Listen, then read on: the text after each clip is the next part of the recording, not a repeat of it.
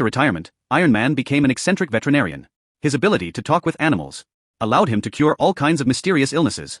In this ancient, mystical estate, Tony used animals to automate his entire life.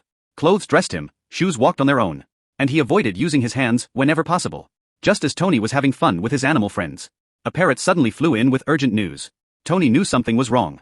He ordered the peacock to block the glass doors and windows, while he hid under the table in fear. Playing dead. Possum, play dead.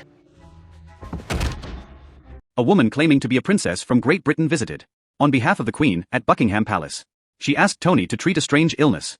Tony refused immediately. Ever since his wife passed away 10 years ago, Tony had become a recluse, depressed and withdrawn, cutting off all communication with people. In fact, whenever he saw a human, he would drop to the ground and play dead, like a scared mouse. But the princess warned him. If the Queen died from this illness, the Eden he had lived in for decades would be reclaimed by the government and demolished. Thousands of animals would lose their home. Though Tony claimed not to care, the animals were shattered by the news. If the Queen dies, the Treasury takes the deed and we'd lose this house.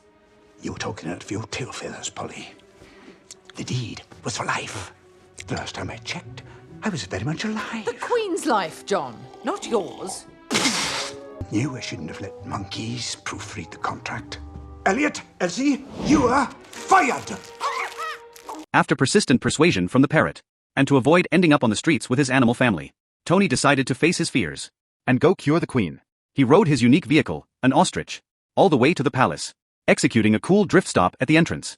Inside, the Queen was already on the verge of death. First, Tony sent his dog to sniff near the Queen. Realizing her condition was anything but ordinary, Tony geared up and approached a large fish tank nearby. He put on diving goggles and plunged into the water, where a 1,000-year-old octopus resided.